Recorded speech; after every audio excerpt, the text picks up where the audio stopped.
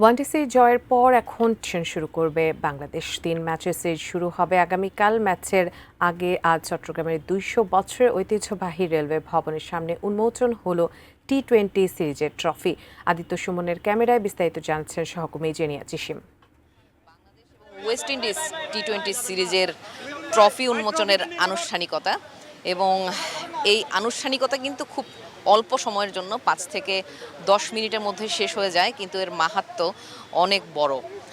লিটন কুমার দাস আরেকটি সিরিজের সামনে দাঁড়িয়ে এবং সাফল্যের আশায়, লিটন যখন থেকে টি-20 দলের অধিনায়ক হয়েছেন তখন থেকে কিন্তু বাংলাদেশ নতুন ব্র্যান্ডের টি-20 ক্রিকেটটা খেলছে এবং ধারাবাহিকভাবে সাফল্য পেয়ে আসছে। তো এই যে ট্রফি উন্মোচন, এই ট্রফিটা আসলে কার হাতে উঠবে সেটাই এখন প্রশ্ন। লিটন কি পারবে আরেকটা সিরিজ জিততে?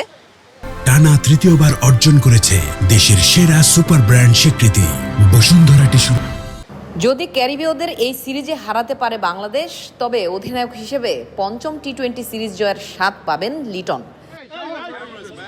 অধিনায়ক লিটনের নেতৃত্বে 23টা ম্যাচ খেলে টাইগাররা জিতেছে 13টা, হেরেছে 9টায়।